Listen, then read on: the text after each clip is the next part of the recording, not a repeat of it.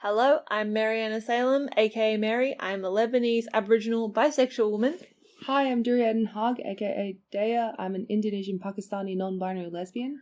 We are two writers who love movies, music, books, TV shows, especially when they're gay. And welcome to GayV Club, where we'll be analysing LGBT texts that we like, that we don't like, and how we relate to these texts as gays of colour.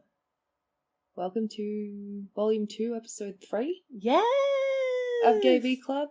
We got a special treat for y'all today. All of our episodes are special treats. We are looking at bisexual representation across the board today.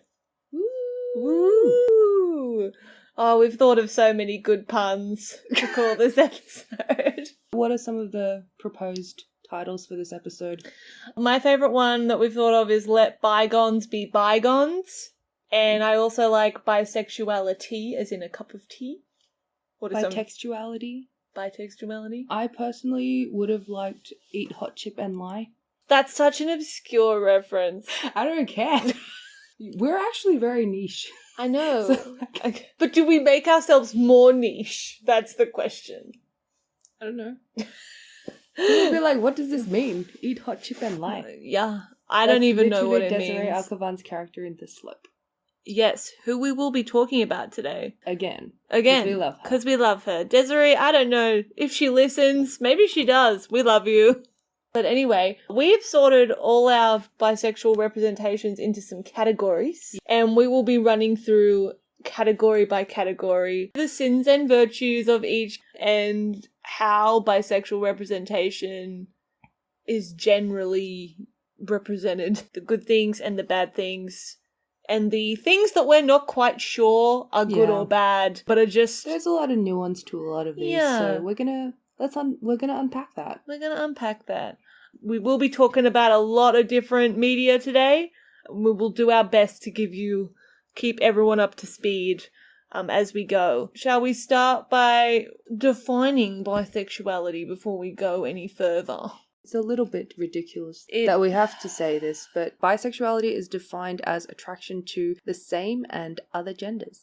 It's always been defined as that, for the record. People who may have the misconception that bisexuality is... Technically, it was originally defined as a mental disorder. But since the Reclamation, there is a misunderstanding that bi literally is very taken literally and means two, and only means like being attracted to cis men and cis women, or just men and women. But it's never been just that. And it's always taken other genders into account. It's always taken into the fact that the gender binary is bullshit, and anyone that thinks that it does mean two, that's just a blatant disregard of history, first of all, important history of LGBT culture, first of all, and it's also just really transphobic and biphobic. I think a lot of these new terms that people come up with, and there are so many, I'm not going to go through them all, but I think they're often rooted in a very transphobic understanding of bisexuality, which is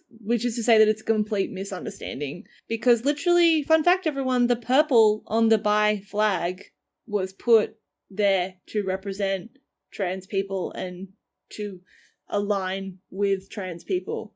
So this idea that for some reason a lot of people have that bisexuality is not inclusive of trans people is wrong. And if you believe that, please go and read a book. Please. And actually interact with queer people, like, outside of the internet. And I understand. I have identified with labels in the past that are labels that I identified with because I misunderstood bisexuality. But all it takes is for you to actually do the work, go and research. People talk about it being like a culture, like, oh, bi culture is this, LGBT culture is this, gay culture is this. If it's your culture, know your history. All right, so we've defined it. Shall we begin? Okay. LGBT representation in TV and film. Well, it's been around in film for a long time, I think, like since the beginning of film. Yeah. But in television, it was a bit different. It didn't become like prominent until the late 80s and 90s. Yeah. It didn't really break out more than out of subtext. Yeah. until then. I mean, of course, there's always been subtext, or subtext has always been there, but in terms of more explicit representation, that didn't start happening till the 90s and early 2000s. And it tended to be like I found a term when I was researching this, like assimilatory kind of thing. Yeah. So it's like it would portray gay people or bi people who were rich or who, for all other intents and purposes, would pass as... And were pretty much white as well, often. Yeah, so pretty much the most palatable version of it that you could find. That sort of allowed a lot of LGBT content to start being made in the 90s and 2000s. But bisexuality, interestingly, wasn't really represented explicitly for a bit longer because it's misunderstood, I guess, a lot of the time. Sometimes it would be there and then they wouldn't really talk about it. Yeah. And also, like, or maybe you'd have a character who probably would have been bi in any other circumstance, but, you know, probably from network pressure, they were like, oh, you have to either make them straight or you have to make them gay. We can't confuse the people. And it wasn't until, like...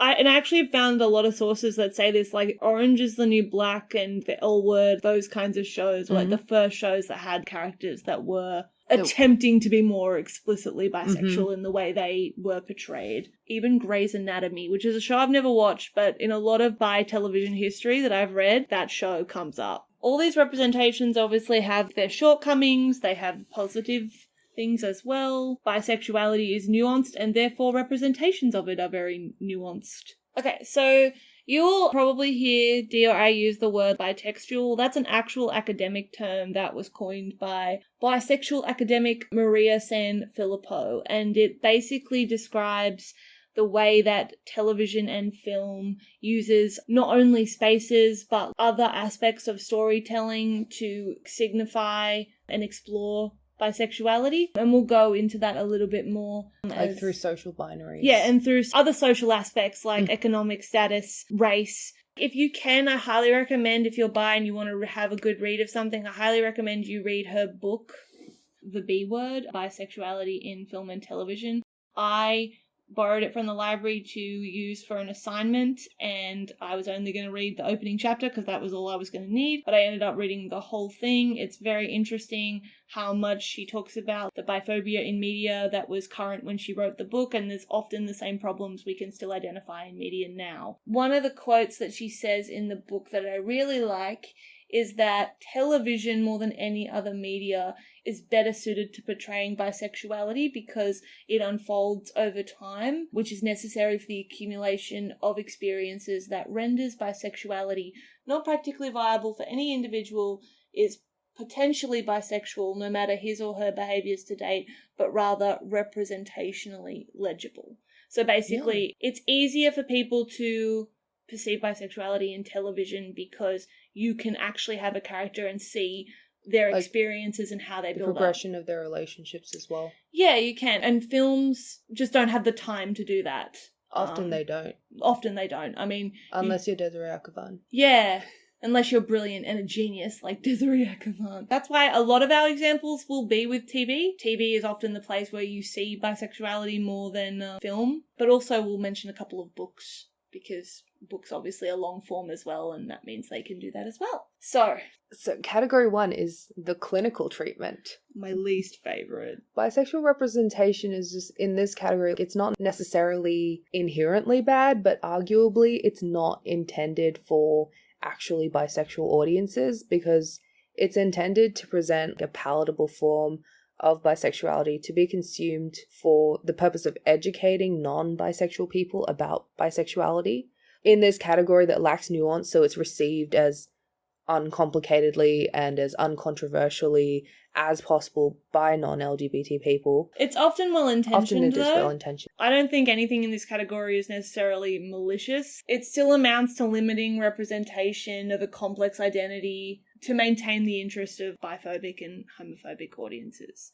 And so often it utilizes problematic stereotypes and tropes associated with bisexuality to make a character's bisexuality obvious to a non-LGBT audience. And the first show I want to bring up, I think this is like the most perfect example of clinical treatment, is Jane the Virgin. Anyone who knows me knows that I love Jane the Virgin as a show, and I was watching it before any of this happened. Like, I watched it, I think, from when Series 2 was airing, that's when I was watching it. When this storyline happened, so in Jane the Virgin, the first mention of bisexuality is through a character called Adam. Now, I was annoyed at this character before we even knew he was bisexual because he is literally inserted into the story as Jane's... Also, he's played by Tyler Posey. Yes, fair enough. Tyler Posey's character, Adam... the bisexual Adams. The bane of my existence. Adam is introduced at the end of Series 3 as a character who apparently we didn't know about, even though apparently it's one of Jane's great loves that we've never heard of. Secret X. Secret X. I was just mad about this because I'm a big Jane Raph shipper, and this was the episode where they were about to hook up, and then she runs into Adam at a party and is like, oh my god, it's Adam! I was like, who is this bitch? Who is getting in the way of Jane Raphael again? Okay, anyway. So later on in this, I think it's actually because his arc is only for 6 episodes. I think it's maybe in the next episode or the episode after. There is a scene where someone figures out that her and Adam have mutual friends.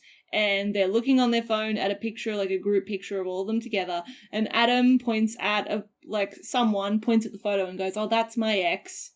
And Jane goes, oh, she's pretty. And Adam's like, no, not her, and then points to the guy and is like, him. And everyone's like, oh! What? In all fairness, I was like, what does it mean? What does it all mean? Yeah, but in all fairness, I was quite excited. There had been there hadn't been bi characters in Jane the Virgin, prior to that. There had been, some lesbian characters who I have a lot of thoughts about. I think this show is just very lesbophobic. I'll just say that. Yes.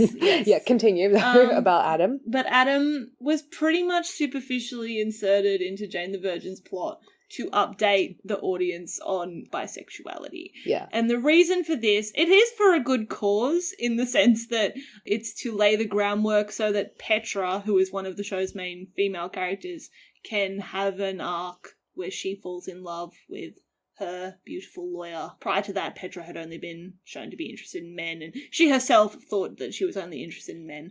Adam was intended to be part of this story so that the writers, and this is something I looked up, the writers wanted to make sure that they weren't just objectifying Wooloowah, basically. Women who love women. Women who love women, and wanted to even the scales and make sure they had a male bisexual character before they put a female one in, which I guess is a noble pursuit in a way. They were like, I understand their reasoning behind it. I don't know how necessary it was. Mm-hmm. But Adam is essentially there to reveal that he's bisexual to Jane. This is the weirdest episode of a show you'll ever watch. She finds out that he's bi because he says to her, oh, that's my ex-boyfriend.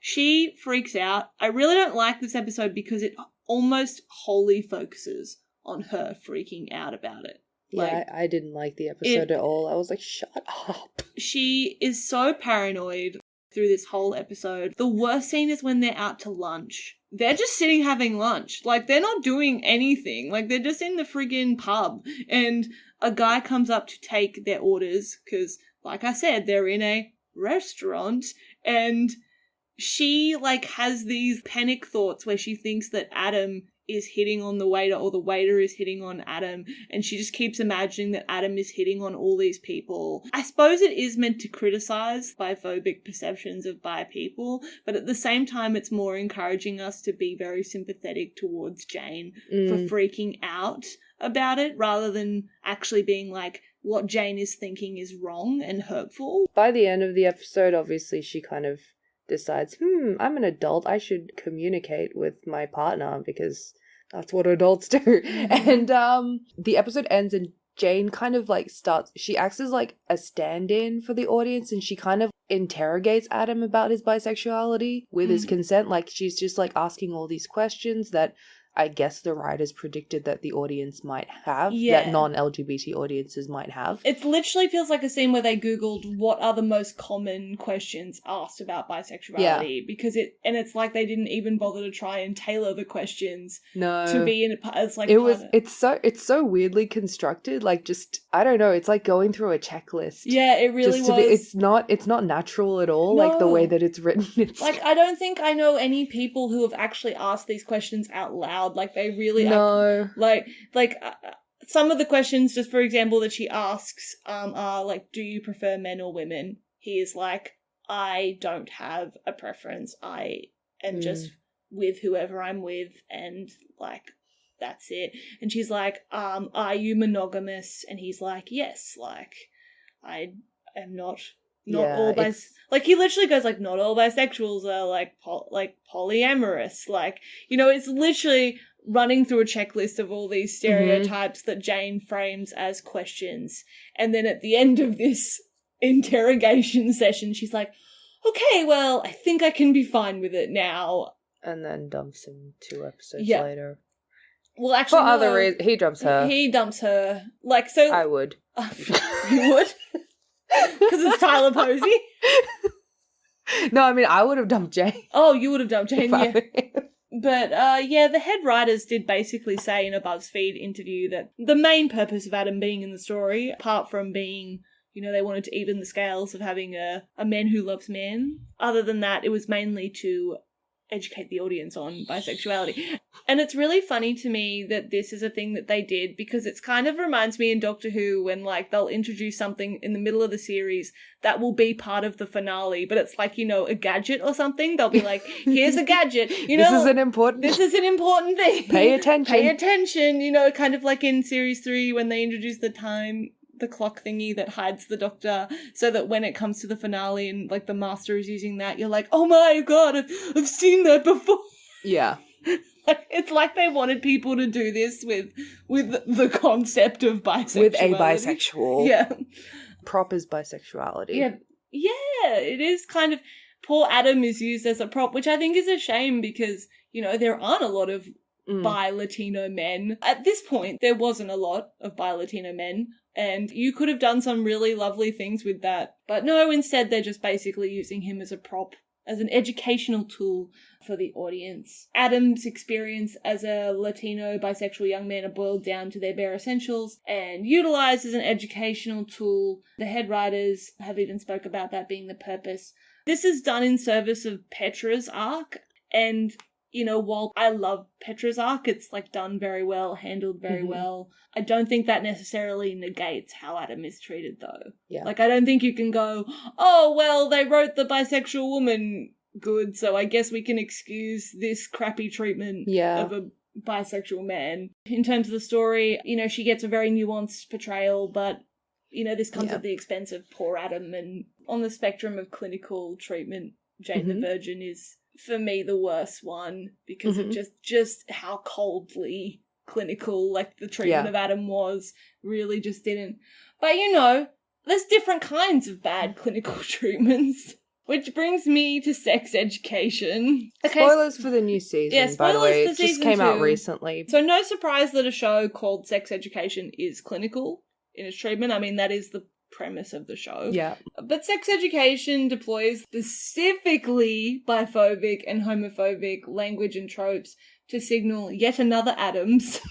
We have a trio of bisexual Adams. We're going to talk about. This is the second. Yeah.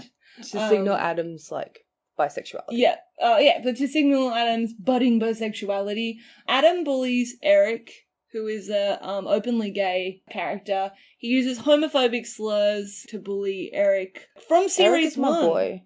Eric is our boy. I love Eric. Love him. He deserves so much better than all these crappy people that he is surrounded by.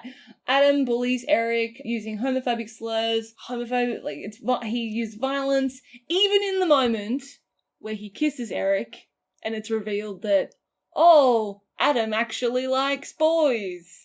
And not just any boy, he likes the boy that he's been essentially beating up. This is, like, my least favourite trope ever, like, the straights who bully gay people are secretly gay. Like, I hate it. It's so homophobic. It frames homophobia as the fault of queer people rather than resting any accountability on non-LGBT people. It, like, totally erases the main source of our abuse, and tropes like this are really harmful in media because it's kind of like a gotcha. Like, it's treated that way, but it's guess whose fault it is that you are treated homophobically? Your fault. Yeah. Like, Adam's bisexuality is literally framed as the thing that makes him homophobic. Because internalized homophobia, like, it's such a big issue. But in the community. But they use this to excuse Adam's abuse, Yes. which I don't think they should. Like, I don't actually think think they it would should. have been a lot more powerful if they had stuck with the plot line of Eric standing up to Adam and being like, no, like, you don't deserve for me to, like, validate you. Yeah, I hate that there is that scene where Eric does stand up to Adam and is like, okay, but you bullied me. Like, it's nice that you've worked out who you are, but you bullied me and made my life miserable and was the reason that I hated myself for a long time. Mm-hmm. It would have been so powerful if they'd left it like that. If they just left it like that. And Adam had, like, walked away, Eric had walked away, and you know, he didn't Eric doesn't deserve any of this. No, he Eric doesn't. No, he doesn't. Just... That's not what happens. Actually, the narrative rewards Adam with Eric's affection at the end of series 2. And it really doesn't sit well with anyone. I don't think it should sit well with anyone. Especially because Eric is already dating a boy who is nice to him. Like, to be fair, you know, he and Raheem, this other boy, they clearly don't really have the right chemistry, and that's fine. But also, like, to treat, especially because Raheem is also a person of color, like, to treat the white bully as a more viable option for Eric. Like, to treat Eric's white abuser as a more viable love interest than this guy who has just been mostly kind to him, like... Yeah, the only scene that Raheem irritates me is when he's being irritatingly French at Eric's church. And he's being so freaking rude. I was like, please. Yeah, I don't like that. I don't like that scene. I was like, that's not very nice. Again, Eric deserves better than all of these people. Yeah. But then it's written in a way where Eric's like, oh shit, this guy doesn't like musicals, but this one does. So therefore I'm meant to be. Also, like, I used to think that the guy who was playing Adam must have been about 36 because he looks so old, but he's actually like so younger jarring. Than me. He's my age. I was so shook. Adam's bisexuality is also framed in contrast to Ola's, who I loved Ola. I do love Ola. Literally, like, the most queer-coded character I've ever seen. Like, when she was, like, introduced in season 1, I'm like, how is she not gay? Yeah. No, I actually thought I was like, this bicon up in here, right? But Adam's bisexuality is framed in contrast to Ola's pansexuality. And there is actually a scene where she describes... She takes an Am I Gay quiz. Yep. And she gets the result that she's pansexual, and she reads out the definition of pansexuality, and then it cuts to a scene of Adam masturbating to a poster that has a man and a woman on it, and he's, like, kind of trying to choose between the two that he's most I don't know, turned on by. Do we need to see this? No, what? First, we will talk about that in a minute. That's a whole other issue with sex education, that these characters who are supposed to be teenagers are presented in such a sexualized way, but also the show is not meant for teens. I don't know who this show is for. It's really weird. Yeah, I don't know either. But what we were saying was, it's really weird that these scenes supposedly frame pansexuality as the one that is inclusive of all genders, and then frames bisexuality as meaning two, as meaning the binary. Which, as we've previously said, is completely false. Also, I don't even think that this show has even presented any kind of non-cisgendered person anyway. No. So, what does this do? So, yeah, it just, for me, I found it highly offensive in the sense that by not pitting him, but, like, contrasting him to Ola, I just found that like, it's making the statement that bisexuality and pansexuality are different things, which they are not. They are not. It's just such a gross misunderstanding, and again, just a total disregard for history. Sex education is clinical in the worst way because it's wrong. It teaches the wrong thing. Right? Like, it's a clinical treatment, but it's teaching you something that's completely incompetent. Yeah. At least Jane the Virgin was trying to be helpful when it was being clinical, but sex education is completely unhelpful. So I'm going to move on to a nicer sort of clinical treatment, and that's Brooklyn Nine-Nine. Apart from being propaganda, which all cop shows are, I'm not going to get into that because I think it's calling just water be wet. Critical. I don't want to sit here and call water wet with y'all. Like, I think Brooklyn Nine-Nine manages to balance being clinical in its approach with being genuine, because Rosa is Latina. You know, it shows the difficulty of coming out to co-workers, but then it moves on from that quite quickly. 1 20-minute episode, and then for the rest of the time it's just treated as business as usual. I do have a thing, and it's not a thing that I think is bad, but I do think it's interesting that it's like, it's almost like an overcorrection. They're like, okay, we've shown you Rosa with the relationships with all these men, so for now 5 seasons straight. For 5 seasons straight, so now we're only going to show her with women, and I can't help but wonder if we're going to get 5 seasons of Rosa with women, and then they'll be like, right, switch up the roster, guys. Hopefully the show doesn't last that long. I would like it to come to an end. Just a natural conclusion. Just a natural conclusion. But something I did want to mention with Brooklyn Nine-Nine that I think is weird, and it's not really part of the clinical thing, it's just something I want to mention. I think it's really interesting that Jake is coded as bi. Literally from season 1, he makes references to being attracted to men. Maybe that was something they were ramping up to, but then they were like, no. No, I mean, it was a Fox show. Yeah. It was on the Fox network, so I can't imagine that, like, it would have been easy for them to do that. But, like, it is very interesting to me. Even in the episode where Rosa comes out, he has, like, a whole I am bi speech prepared that he gives to her, and I find it really odd, you know, and I think it's kind of sad because I do want that affirmation. It's like, sort of treated like a joke, I think, in the show as well. Yeah, it's a joke for him but not for her, which I think is, you know, I kind of wish they would maybe not retcon it, but I don't know, legitimize it in some way, but I know they won't because he's married to Amy now, and I guess they won't. They don't want to confuse the people. They don't want to confuse the people, but I think it would be fun if they did. But anyway, that is our clinical category. Like I said, not always a bad thing, but not always a good thing either, if something is spreading like misinformation, like sex education is. So, next category is the gender bias. So this category is for bisexuals that are portrayed as being, for lack of a better word, monosexual, and usually heterosexual, except for one instance or purpose that's like explored minimally compared to their other romantic exploits. So bis in this category usually insist on not labeling themselves, and actually that's true in all these categories, except for maybe the clinical one where they make a very sordid point of using words. They usually insist on not labeling themselves, and more often than not, like, most importantly, their same-sex relationships, or like the relationships that would more obviously portray them as bisexual, are often moralized as metaphors for difficulty and uncertainty to the point where it's almost criminalized. This category does leak over into our next category a little bit. This is more for like, this category of the gender bias is more like about how you'll have a bisexual character, but their whole story might only mainly focus on one gender, with maybe one scene of, or maybe two if you're lucky. Or even, you know, scenes are actually pretty lucky. I mean, sometimes it can only be one line. I think the worst instance of this is... Just say Orange is the New Black. Is Orange is the New Black. It happens a few times on the L Word as well. Yeah. In a similar way. I don't really want to talk about Orange is the New Black. I hate it. I just don't think Orange is the New Black does anything well. It basically criminalizes Piper's attraction to women. Everything about Piper's attraction to women is framed in the context of her like she being literally a criminal. goes to criminal. Yeah, she literally goes to prison because her girlfriend was a drug dealer, and then while she's in prison, she falls back in love with that person, and that's constantly framed as something toxic, and until they decide, oh no, it isn't actually, it's quite nice. And then even when she has that stupid arc with Ruby Rose, that is also framed as Piper going off the rails in prison and actually becoming even worse in prison than she was on the outside.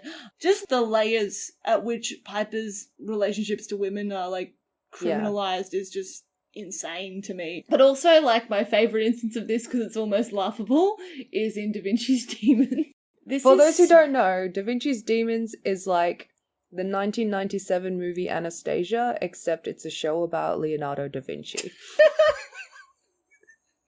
Where it's just a lot of it is bullshit. It just doesn't make sense. But you know, it's historical fiction. Yes, it's historical fiction. Yes, that's what I was looking for. Historical fiction, for anyone who doesn't know, is fictionalized accounts of history, can encompass like anything from just like fictional retellings of events to like literal, like, here is my sci-fi take on the Civil War. Like, you know, it's a very broad genre. Yeah. But anyway, continue. But yeah, so Da Vinci's Demons, it was a 2013 series by Starz. The main character was Leonardo da Vinci. Played by Tom Riley.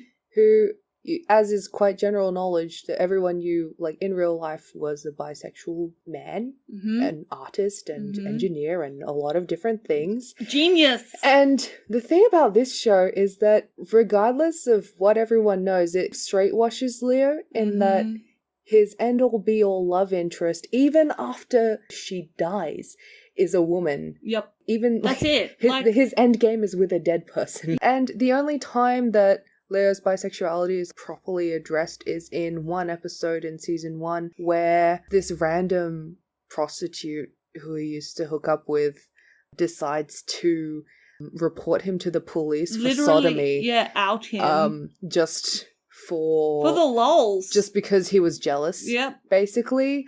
There's so many problems with that alone. It's literally criminalized. And, you know, he gets out of it. And that's the only time that Leo's same-sex attraction is explicitly addressed. The annoying thing about this show, other than the fact that there's an end-all be-all love interest, other than the fact that this criminalization episode exists, is that there are so many opportunities for you to have Leo being bi in this show. Like, this is this was a Starz series, guys. Stars who made Black Sails and Stars who made American Gods, who made Now Apocalypse as well. Like, so it's we know they can do it. Me. It's crazy to me that this show never really went there properly, especially because Leo's best friend, Zoe, is also a bisexual man, played by Greg Chillen, and that totally could have been it. Also, Riario, that's there. You could have had that, but they decided not to. Yeah, the whole show is a mess. It is a mess. And I have mentioned, I would love to just remake the whole thing. Yeah. Like, it's a very fun mess, and I would love to remake the whole thing just with fixing this correction. I would love to keep the cast, though, because I love the cast. Yes, I do. They're all, like, really I do love the cast. Lara Pulver is there. Love of my life. She's the reason that I started watching it. Yeah, me too. So, next up would be Preacher. Okay, you and I have a lot of... Okay, Preacher is a show, it's really hard to explain what Preacher's about because it's really chaotic, but it's basically... really cool concepts executed in the least sexiest way. It's about a preacher called Jesse who is a criminal. He is no longer a criminal, or supposedly not, until his ex-girlfriend Tulip turns up in town and is like, Jesse, we gotta do one last job. Then they also befriend a very clearly bisexual Irish vampire named Cassidy. Cassidy is pretty much... Played by Joe Gilgan. Yep. The man who should have been Mad Sweeney, but I'm not going to go there because I get real angry. Cass is, like, very obviously bi to me at the start. Yeah, even from the beginning. Yeah. Like, the way he talks to Jesse, and also just, like, why would He's just very queer-coded as well. The way he dresses. Again, straight vampires are so unrealistic. Why would you be immortal and be straight? Imagine being straight for all eternity. No, thank you. And there's a lot of, like, moments where you could easily be like, oh, he's in love with Jesse in season 1. He very much is, actually. It's like an OT... It's actually like a throuple, like, I feel. Jesse Tulip. But the confirmation for the plebs who can't, you know, have no media literacy of Cass's bisexuality comes in season 3. To start off with, Cass has a throwaway one-liner that he was beat up by this man's wife for sleeping with her husband. And I remember when this happened, everyone was like, oh my god, we finally got the confirmation. And I was like, look at him. Like, really look with your eyes. So that is there to set up one of the most terrible arcs in history, where Cass loses all hope because Tulip and Jesse sort of abandon him. Yeah. He's in a very dark place, and he falls in love with essentially Tommy Wiseau. But, like, more goth, if you can imagine that. No. I pointed What did you say? I pointed out to Dee that he looked like Tommy Wiseau. She's never forgiven me. Cass falls in love, quote unquote, with this an evil vampire. Who is presented as good, first of all. So it's kind of sweet. Like, you have one episode of bliss, and then it's ruined. Where him and Cass are, like, really cute. You're like, oh, they're, wow, really cute, and he's, like, teaching him to do vampire things, and it's like, you know, all those bro moments in What We Do in the Shadows, except, like... They're actually gay. Except, like, some actual homo. Yeah. Like, when it starts, I was like, oh, this is so lovely. Oh, my God. Like, Cass finally gets to be with a boy. But then, like, it's revealed... Spoilers for anyone who's going to watch Preacher, but it's revealed that... Don't watch Preacher. Don't watch it. But, like, it's revealed that Tommy Wiseau, like, I've forgotten his name. Tommy Wiseau is actually, like, just killing other vampires, and that's why he's so... So he converts humans... Oh, yeah, he converts humans to vampires and then kills them immediately. kills them immediately to feed off their blood, because feeding off vampire blood is, like, the most powerful thing you can do. So he's a vampire cannibal. Essentially. Who must be stopped. Who must be stopped and at all he costs. Does be stopped. Yeah, but it also means that Cass has to kill this man who he did like, maybe even love, and it's pretty sad. That's the only time we see Cass be with a man in any romantic capacity. Fjord, though. Don't talk to me about that. It's so painful. So Cassidy and the Angel Fjord were They boyfriends. are boyfriends. They are in love. I don't need to elaborate. I don't need to... No, we don't. They were absolutely, like, what should have been Cass's, like, main romance, but it's completely tragic what happened to Preacher. It was so unsexy, and now it's gone, and we never have to think about it again. For the record, I just hated how Cass's story finished in that show. Like, I think it was wholly disgusting. Yeah. Because obviously you always knew that he was going to live past Tulip and Jesse because he's immortal, but the way they deal with that is... nah. Sorry. But a similar thing does happen. In Lucifer. Lucifer is a show that was made. Yep. Based on the Sandman comics. Yeah, Lucifer is kind of a spin-off from the Sandman comics by Neil Gaiman. Lucifer, played by Tom Ellis, is just the literal Satan who's come to LA to, I don't know, be a shit. And to literally just stir shit. Like, he's come to LA because he's bored of hell. And he's like, I'm bored of my job. Yes, his character is very much bisexual, but his relationships with men are kind of only ever mentioned in throwaway jokes. Either, like, only through throwaway lines or just, like, actual just jokes. Aren't there scenes where, like, he's in orgies and there are men there? Like, I've seen... I don't know. Like... I don't really know who this show is for, because, like, I can't imagine a straight man enjoying this show, but also, like, there are just a lot of conventionally attractive skinny women everywhere around this show. I feel like it's just for horny women. Yeah. Because... That's true. Most of what I see of that show is just Tom Ellis with his shirt off. The reason I watched this terrible show, however, is because Leslie Ann Brandt is the most beautiful woman alive. She plays Mazikeen, or Maze. In the most recent season, she actually falls in love with the character Eve.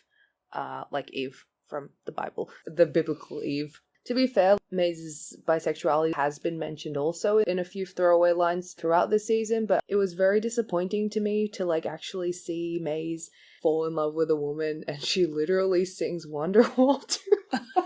It's so she literally sings like a really... No. I don't know how anyone took that scene seriously. She sings Wonderwall to her, and then she gets rejected. And it's really annoying because throughout the season, like, they do kiss.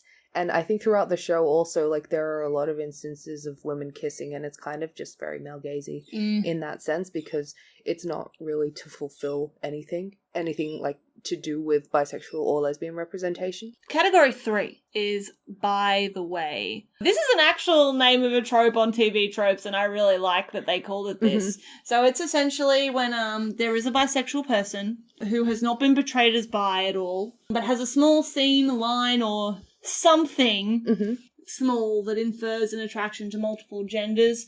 But the thing about By the Way is that usually their non-hetero adjacent relationships are fleeting and go underdeveloped along with their bisexuality itself. There is a lot of things we could talk about in this category, but the main thing I want to talk about is Fleabag. Fleabag is like the epitome. Fleabag doesn't call herself bisexual. When Fleabag is given the opportunity to label herself as bisexual or otherwise, when Kristen Scott Thomas, in the scene where they're at a bar and she's sort of hitting on Kristen Scott Thomas. Kristen Scott Thomas asks her if she's a lesbian. Fleabag replies with not strictly, which is not untrue, but it is symptomatic of a cultural erasure of bisexuality, where people who exhibit attraction to multiple genders but don't self-identify, they sort of cement the cultural belief that bisexuality isn't real, or is a phase between, like, homosexuality and heterosexuality. This is especially after I watched the National Theatre Live performance of Fleabag, where she does have a line where she says that, like, girls don't count. Yeah. So I actually I do want to talk a bit about Crashing as well, which is Phoebe Waller-Bridge's other show, which she wrote as well. The character that I forget her character's name in that. Doesn't matter, but Phoebe's character in that also has lines where she talks about how she really enjoys watching lesbian porn, but she doesn't think that she's a lesbian because she finds women attractive. Like, it's really... It's weird. It's weird. Like, I don't like it when shows in general refuse to use the word when they've clearly got a character who is bisexual, like Fleabag is, because it really just... With Fleabag, I think it is set up even from season 1 that she's bisexual. Like, you can see that clearly, and, like, it was nice to have confirmation. Yes. But also, like... But it's something that's so easily dismissed, you know? It is, yeah. But also it was, like, the best confirmation. My fantasy of just being rejected by Kristen Scott Thomas. Yeah, it's nice. I'm so happy for you that you got to at least vicariously live that fantasy. Yes. When you, especially, like, the way that question is framed, like, really bothers me as well, because it's sort of like, are you a lesbian? And her response of, like, not strictly. Yeah. Like, again, like, frames bisexuality in a binary of either you are lesbian or, like, you are gay or you are straight, which it's a binary understanding of bisexuality that, well, first of all, it erases the fluidity and nuance of bisexuality that actually exists by defining individuals by who they are with rather than who they may desire to be with, which I don't think is a healthy way to portray bisexuals at all. Like, of course, a character, like, I don't think you're necessarily required to identify, and not identifying isn't always bad. I think if Fleabag actually would say I'm bisexual, like, that would be very weird for her character. Yeah, I think in terms of that character, like, I don't think she would care that much. I don't think she actually cares that much. I'm always aware of how these kinds of shows, especially because Fleabag is so popular, like, how that impacts how bisexuality is talked about. You know, I do think... Because the thing is as well, non-LGBT people, like, this isn't general knowledge to them, so anything that they learn really is from TV. Yeah. So if you have someone like a show like Fleabag, which has been watched by everyone, like, it is, like, the biggest show of the last year. Biggest comedy. You know, biggest comedy. It's won so many awards. Like, if you have people watching that show and that's their only understanding of bisexuality, it's a very easily dismissed and ignorant portrayal of it. Framing bisexual, like, characters who are, like, bisuggestive as lesbian, gay, or, like, as straight until, like, they're lesbian or whatever. It's a form of marginalization that's kind of equivalent to appropriation, because you're appropriating this idea of, being attracted to multiple genders, but you're just not actually doing the work of, like, authentically trying to actually represent that. And the isolated nature of Fleabag's sexuality, both by herself and its lack of acknowledgement by others. Like, I find that very interesting that in that show, her interactions with women are, like, she's alone, there's no one else around, she never talks about them with anyone. There's never a scene where she doesn't even talk to us about them. No, she doesn't even talk to us, except for that one bit where the woman hits on her in the shop and she looks at us and she's like, hello. I loved that.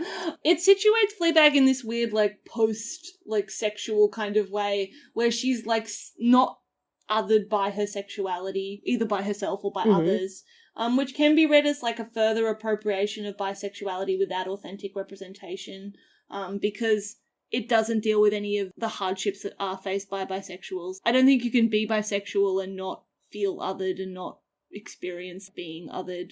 Like, especially with in the way that you can be any kind of queer. Yeah, exactly. But in Fleabag's case, like, I don't think realistically she could be that, and there would be not any kind of, like, repercussions or people questioning her or anything like that. Like, it's a very strange It's basically like appropriation, which is essentially what By the Way is. Yeah. And there are other shows that have done this, like quickly just to run through.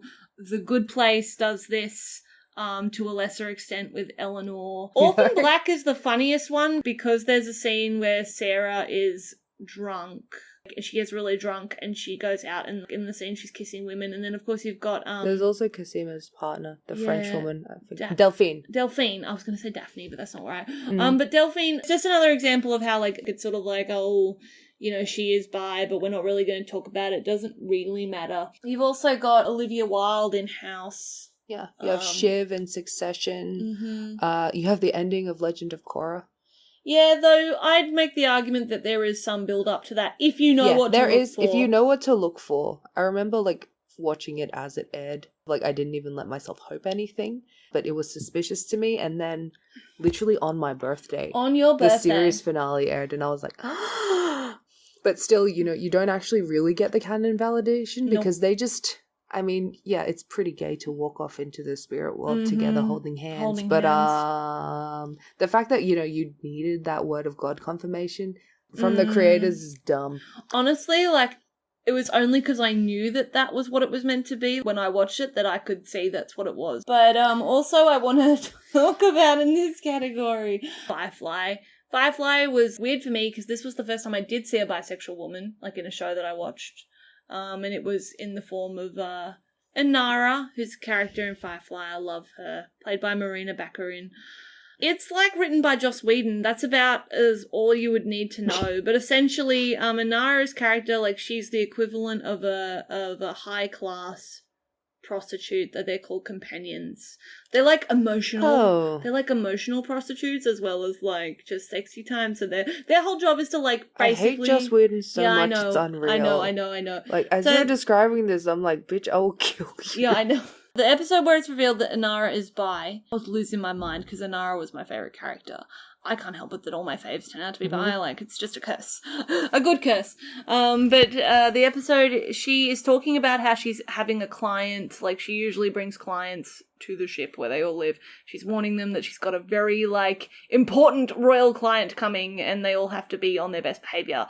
And they're like, what's their name? And it's like, oh, it's the barrister of so-and-so. And they're like, oh, okay, whatever. Then when the barrister arrives, like Mal, who's played by Nathan Fillion, captain of the ship, goes to introduce himself to the man that is standing there next to this woman and is like, oh, hello, barrister, like, welcome to my ship. And then this woman steps forward and is like, I'm the barrister. And you're like, oh my God. And then Inara walks up to this woman and like kisses her and like they walk off together and like you see them in the episode like laying around like being real sweet and like, you know, that's Inara's job. Her job is to be an emotional companion. So she is like being very sweet and loving to this woman. And she actually talks about how like she is attracted.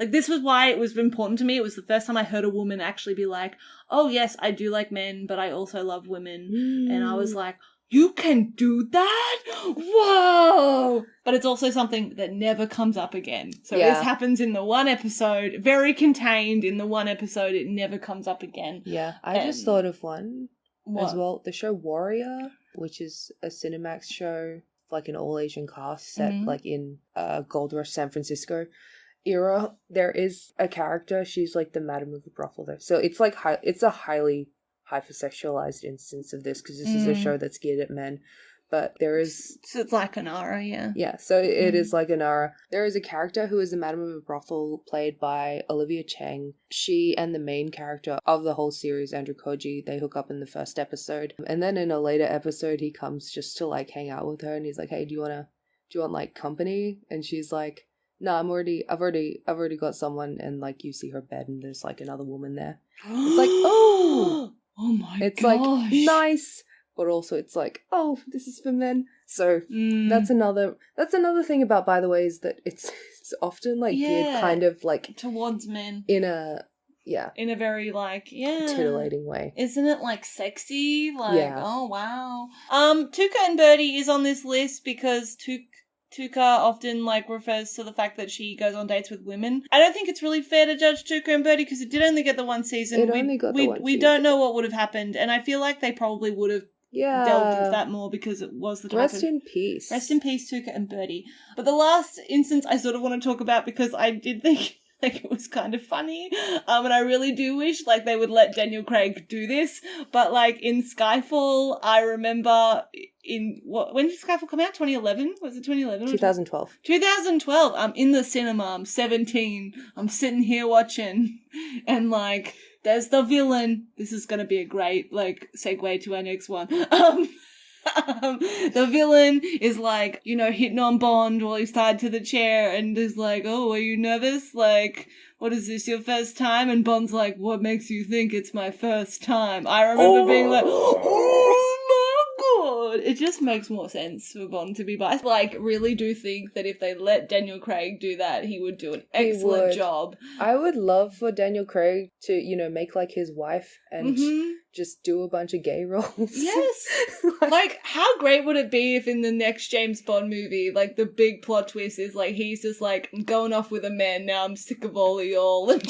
They're not brave enough. It's not going to happen. It's not going to happen, but it's not going to happen. I just would like that. Yes. But yeah, that was a very, I don't know, it's not funny, but it is funny in the sense that, like, I remember, like, a lot of men being really angry about that one line. They were like, Bond can't be gay.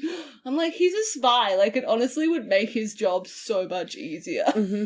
Like, I'm serious. Like, you know, you seduce women for information all the time. Like, it would make sense if you just, like, well, rather than just beat it out of this guy, I'll beat it out of May this as well guy. have fun. Yeah. I'm sorry, I watched Torchwood last night. I'm in my Captain Jack Harkness mode. But, yeah, this brings us to our next category. Yes. Because even though we're presented with the idea of James Bond being bisexual in this throwaway line in Skyfall, by the way, we're also presented with a queer-coded villain. Which brings us to our next category, which we've just called straight up demonization. Category 4. Yeah. So, queer-coded villains, but take it one step further. So, the quote-unquote depraved queer trope, it's existed in the media for years, but I think making a villain's queer sexuality or gender, like, explicit in most cases is actually even more offensive. In the case of bisexuals, it's often used as a cheap symbol or, like, analogy for their capricious personalities, like indiscernible moral compasses, like chaotic actions, or just simply to scandalize and shock audiences. Like, does their depravity know no bounds? He's kissing a man! No bounds! Like, I feel in the last decade there has been an increase as well in dramas centered on anti-heroes, protagonists who are just bad people whom the target audience are supposed to and, like, can't help but root for, because, you know, it's so much fun! It is fun. It is fun to, like, root for someone who's not all good. I think 3 such cases of this are Villanelle in Killing Eve, Annalise Keating in How to Get Away with Murder, and Frank Underwood in House of Cards. I know there was a great piece written about this. Yeah, in BuzzFeed News, the actual title is called Why Are So Many Bisexuals on TV Sociopaths? Also Sociopaths. What this piece does is it shows how these 3 shows in particular associate the insatiable appetites for power and control with these characters, like, with their appetites for sex, like, regardless of gender. So, like, homophobia and biphobia aside, I feel like this phenomenon is the result of residual effects of the Hays Code. It was a production regulation in Hollywood in the 1930s, which regulated the way that deviancy was represented. And guess what? It was included in deviancy, guys. Yes. Yeah, same-sex attraction. So I also think this ties into the way that same-sex attraction was regarded as a mental illness for much of the 20th century, including bisexuality, and, like, tied in with just the demonization of mental illness is the reason why so many villains were queer-coded to communicate. It's such a double whammy, too. Like, it's like, oh, you gotta make your villain mentally ill, like, and gay? Like, you really had to... No, gay meant mentally ill to them. Like, that's why it's like, oh, we'll just queer code them so that the audience knows how mentally unstable and therefore evil they are. And you see this a lot with Bond villains, like Silver most recently, but, like, throughout all the But you Bond also movies see as this well. with Disney villains. Yes, very Captain Hook, so. Scar from Lion King. Even Ursula from The Little Mermaid is modelled after Divine the Drag Queen. But I hated the way that Gaston was played in the live action. Like, they actually even got Luke Evans, who is actually gay, like, to play Gaston, and that really just didn't sit well with me. With LeFou, especially with all the LeFou thing that was happening. It really... Oh, I can't believe Disney is still doing this in, like, the 21st century. Yes, I can't believe it? No, I can believe it. I can. But yeah, as I've said, like, those 3 shows that we've just mentioned. So it also kind of applies in Dracula, in Hannibal, in The Walking Dead with Negan even. Negan is the worst. I need to, like, talk about this as someone who watches The Walking Dead, because I don't know, I have Because you suck. Because I suck. Yeah, literally, like, every time I talk to someone about The Walking Dead, I start the sentence with, I suck, I watch The Walking Dead, and then I talk about it. So, I suck, I watch The Walking Dead. Negan, I love Negan as a villain because he's so evil. Like, I really just dig villains who you can't stop. Do you know what I mean? Like, I find it very entertaining because everyone's always like, oh, no, maybe we can reason with them. Like, no, you can't. But Negan is played by Jeffrey Dean Morgan, and there's literally, like, a line where he's like, oh, I'm gonna go be with the girls later, or who knows, I might suck a dick too. And everyone was like, oh my god, bisexual Negan, king. And I'm like, this is literally the most psychotic villain we've ever had on The Walking Dead. Man. And it is the only bisexual character we've had on The Walking Dead. Big yikes energy. Also, given the way that The Walking Dead has treated a lot of its other queer characters, isn't excellent either. No, they often kill them off or they disappear. Like, literally one of them, like, has just went somewhere. Like, they just went and they've never come back. I don't know where that character is. I don't know what they're doing.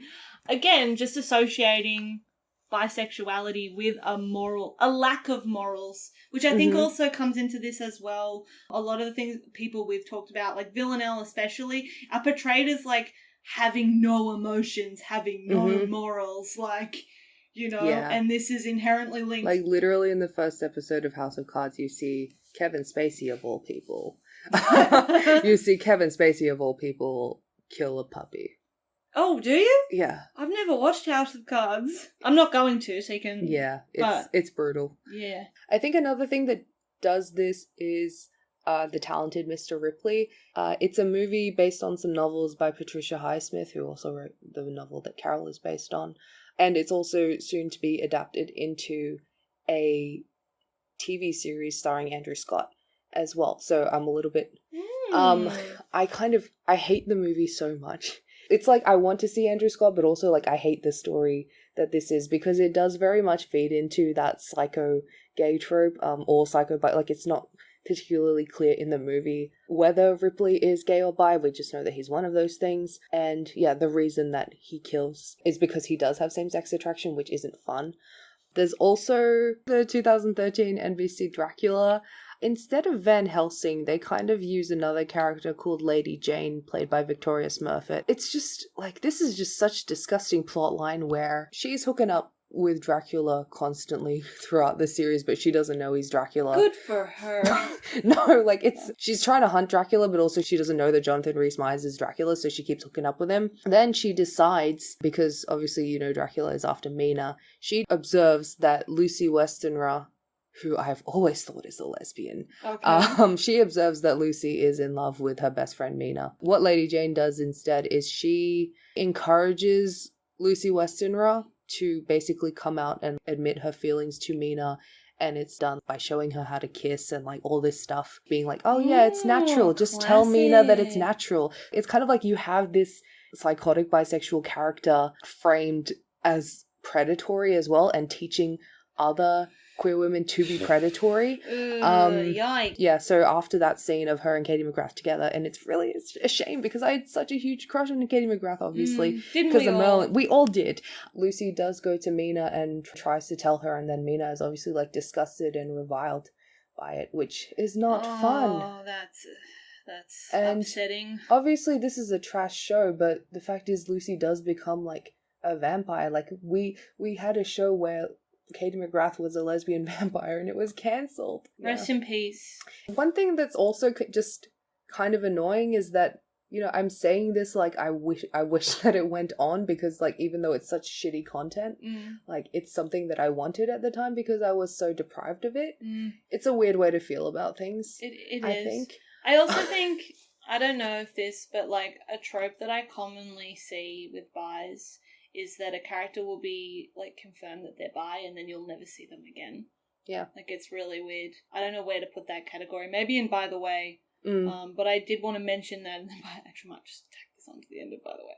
But also River in Doctor Who is very bi-coded from day one. We don't actually get explicit confirmation that River is bi until the very last until episode literally that we the see very her. last episode that we see her, where she mentions that she was married to 2 women. Anyway. Sorry. I feel for you.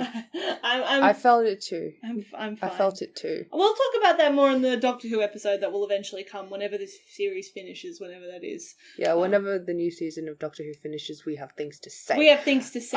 Yeah, that was a side note, but we were talking about Dracula. There's also a new Dracula made by our least favourite people on Earth, Stephen Moffat and Mark Gatiss.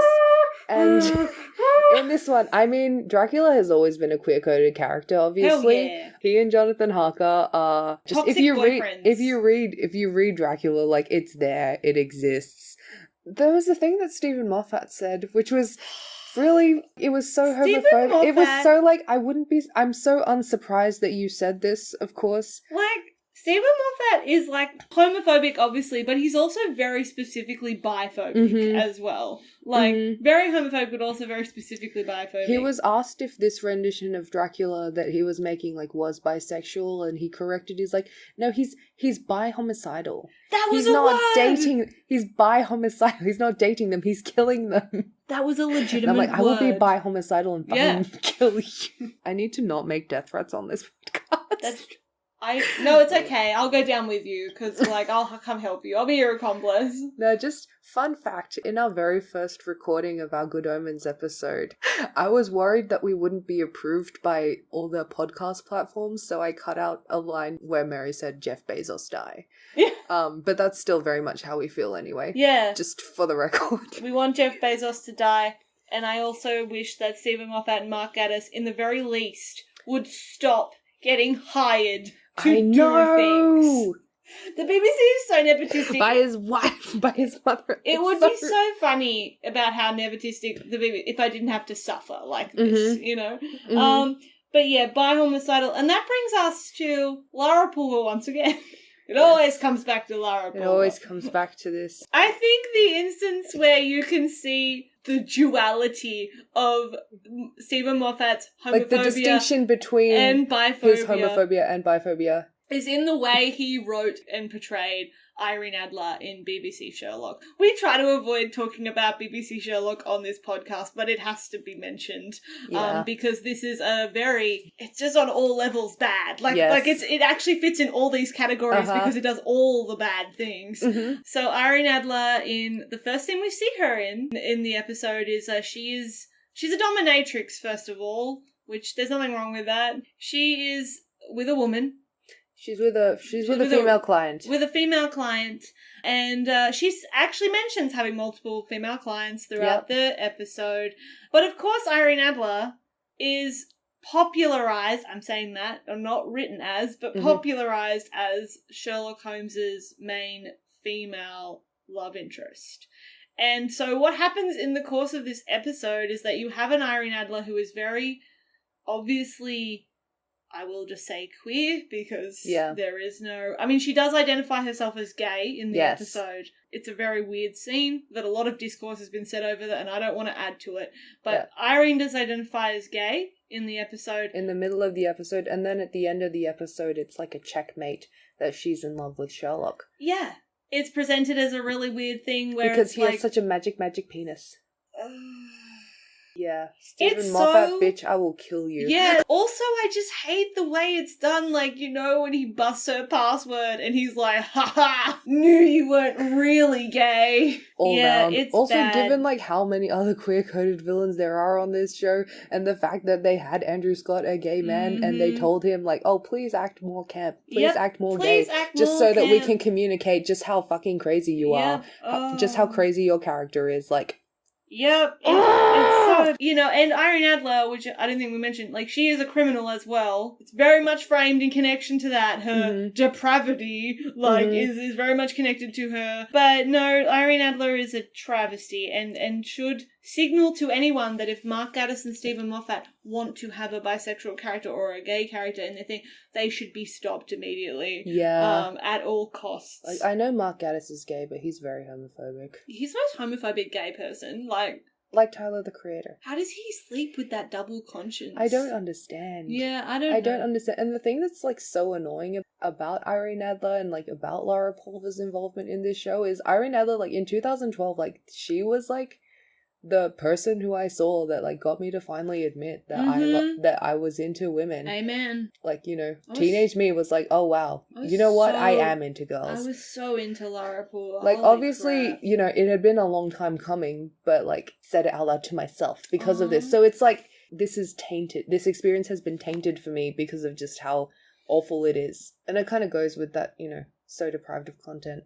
It's also just, like, it's not that hard. Like, do you know what I mean? Like, it's really, like, it's not that hard for Irene Adler to be bisexual and have relationships with women, also be in love with Sherlock. Like, it's actually not that hard to do. Yeah. But you've deliberately done it in, like, the worst possible way. Yeah. I don't want to dwell on this anymore. I've said what I wanted to say. But Stephen Moffat has also done a lot of things with Doctor Who in terms of bisexuality that I'm not happy with. But I will talk about that on the Doctor Who episode, because otherwise I'll be here all day. So that was category 4, straight up demonization. Quick shout out though, before we move on though, Deadpool is, like, also very badly treated in this way. His attraction to men. Shout out. Yeah, shout out. Deadpool, his attraction to men is, like, literally, it's portrayed as a depravity and a joke, because he is just so violent and so, like, off the walls crazy. Like, he must also be into men. Like, it's Deadpool. So that was category 4, straight up demonization. We did talk about Killing Eve. I forgot to mention Bill from Killing Eve, who we find out is bi, and then he just dies in the next scene, which is not fun. Another example, you find out so people that's bi, kind of die. why all the gays that watch Killing Eve that think it's going to be gay, like, given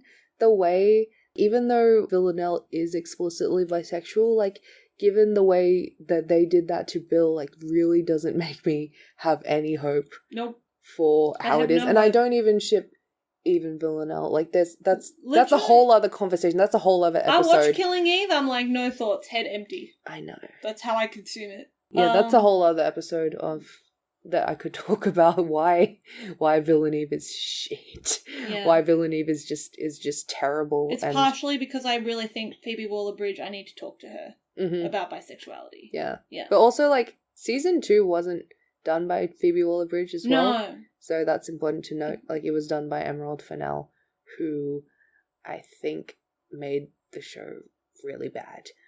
Yeah. But moving on from that, we're up to category 5. I call this... like we're talking about cyclones or something. Category 5, biclones. No. Category 5 is what I have termed biconic. And these are the good stuff, the good shit, if you like. Miss Desiree Akhavan and her entire filmography. Honestly, her entire filmography, most notably The Bisexual. She's also done the movie Appropriate Behavior and the miniseries The Slope, which is really fun. All 3 are excellent. All 3 very specifically deal with bisexuality and its nuances. Yes. And how it intersects as well with being a woman, being brown. You know, it's very good. And we've talked about the bisexual a lot on this podcast, but I think it's like it's literally the best, like, portrayal of bisexuality, or like an exploration of bisexuality that I've ever seen in a show. It ends so lovely. I think there are a lot of people that think The Bisexual is a very depressing show, but I think if you're bisexual, it's actually, like, a very hopeful show. But it's also, like, it also explores the way that the LGBT community also has misconceptions of bisexuality, and how bisexuals can often be ostracized from both. You know, they're obviously ostracized from the non-LGBT community, but can also experience ostracism from the LGBT community. Yeah. And it's sort of, the show is very much about what is it to exist in that space. Yeah. I really like, it's a very bold show in that sense. Very specific. Yes. as well, which I really like. Specificity is good. Intersectionality is good. Yes. I wish more shows would, like, be unafraid to be specific. I think a lot of shows are really worried about appealing to as many people as possible. San Junipero. The one episode of Black Mirror with a happy ending. We've already talked about it. Excellent. But we love it. Gugu Mbatha Raw. You've said that it was Gugu Mbatha Raw. Yeah. It was taken straight out of your brain this episode. I know. Yeah. Like, it's crazy. Dickinson, I think, I love the way that Sue's bisexuality is, it's there. Yeah. And she's in love with, oh my god, she's in love with Emily. You forgot Evelyn. I forgot the eponymous. The eponymous character. She's in love with Emily. She's also in love with Emily's brother. It's the bi struggle, I guess. Like, I love it. Also played by Ella Hunt. Ella Hunt does nothing but provide me with, like, Bygones. Appreciate that. What else we got? Sense8. Sense8 is very fun in that way. It's just very casual, but also still explicit, and it's just great. It's very specific because it's very weird. Yes. I love when LGBT filmmakers just make a lot of weird shit.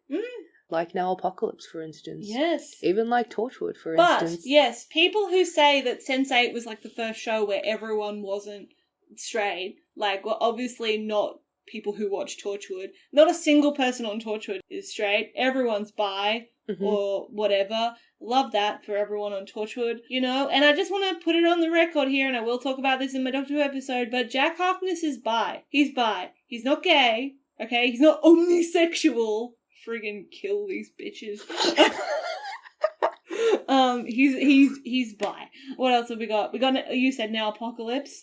Oh, The Gay and Wondrous Life of Caleb Gello. Caleb Gello! It's on YouTube. Just watch it, Please. please. It's so fun. I watched it in one afternoon. It takes 2 hours max to watch all of it. It's so much fun. It's very much, it's got like the same chaotic energy. Now Apocalypse. It's just balls to the walls, like young people being specific and strange, and like in the very first episode, like there's a character who rings up Caleb, the main character. Like, I'm going by. And he's like, Lenjamin.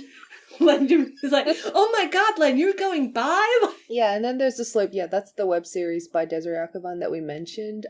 It's a little bit weird because she made it with her ex, who is also a filmmaker, and they have proceeded to, after splitting up, they have proceeded to make media that is very much about the other person. Yeah. Which is kind of funny. It's very weird.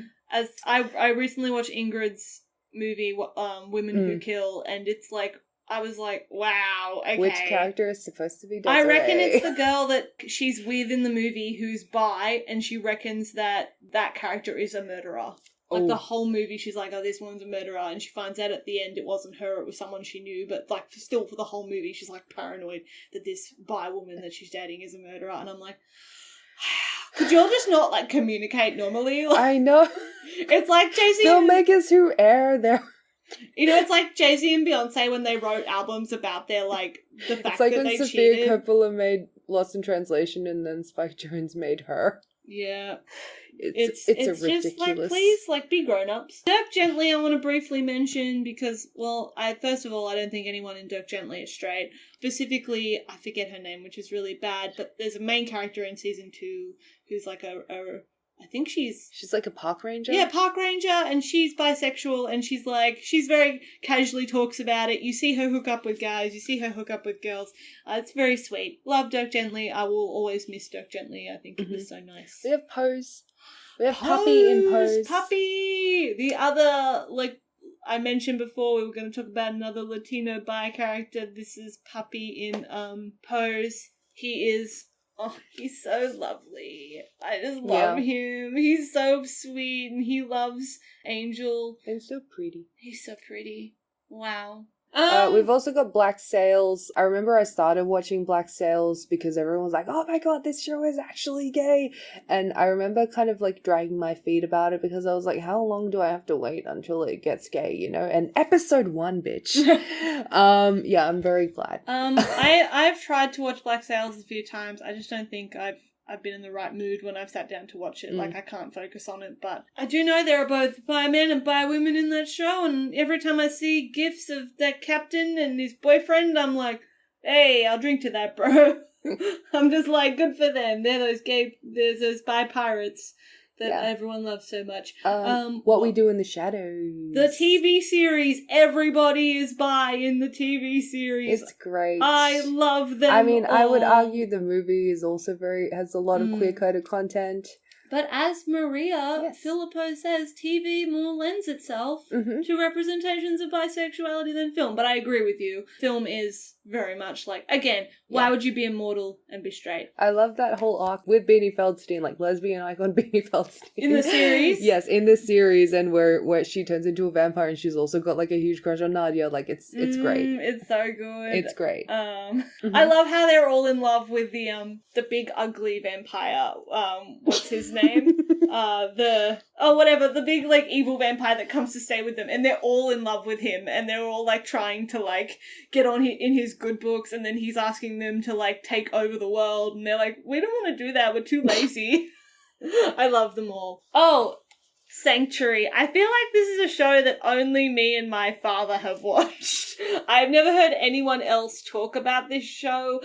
Sanctuary was a show that aired, I'm pretty sure, in like 2009 or something, and it was set in a world where there were all these magical creatures, and it sort of was a bit like historical fan fiction-y. It was about a woman who was immortal called Dr. Helen Magnus, who ran an institute called the Sanctuary that basically hunted magical creatures. She was in love with Jack the Ripper, who is also immortal, but her other love interest was Nikola Tesla. Your boy. My boy, who is a vampire, who is bisexual. And look, I don't remember if it's good or not because I haven't watched Sanctuary since I was bloody 14 years old, but I just remember loving Nikola Tesla because he clearly liked boys and he loved Dr. Magnus, and he's my boy. And then we've got our third Adam. Our third bisexual Our Adam. third bisexual Adam of the afternoon. Oh shit, I just realised Neon Genesis Evangelion also has an Adam who is... Oh my god. Oh my god. Okay, so we've got another bisexual. We've got four bisexual Adams. Four bisexual Adams, but the one I was mentioning is Adam Parrish in the Raven Boys book series written by Maggie Stiefvater. I don't know how to say her name. Anyway, that's being turned into a TV series, apparently. Yes, apparently. And the first episode is directed by Catherine Hardwicke. Oh my god, that's actually like a perfect choice for this. Yeah. But anyway, Adam, I knew he was bi. Like the first moment I read this boy, I was like, yep, that's a bi. That is definitely a bi man. And like my mum and my sisters, because we were all reading it at the same time, my mum and my sister were like, no, why do you have to make everything like gay? And I'm like, I'm not. He is. Like, you'll see. It's the biggest validation of my life when he hooked up with well, in case you want to read it, I won't say. But like, it is so good. All right, what else have we got in our great category? You just wrote Channing Tatum. Oh, I just wrote Channing Tatum. Channing Tatum, I just love him because he's bi and every character he's ever played is bisexual. That's it. I will not elaborate. I'm surprised that you haven't mentioned Alia Shawkat.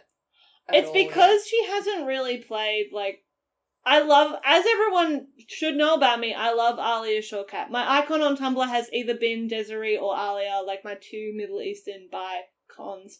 Alia is bi. I don't think Alia's ever played a straight character in her life, but I also don't think she's been given the opportunity to play a Woolloowa in her career. I mean, yes, we do have Duck Butter. Yes. But most of her projects, apart from that. And also Duck Butter is very, like, it is very explicit. Like, I don't think it's something that everyone would watch. Yeah. Do you know what I mean? But no, Duck Butter, yeah, Alia is, I guess Duck Butter is good by representation. I don't know, like, because neither of them really, oh no, she does. She talks about guys that she's hooked up with.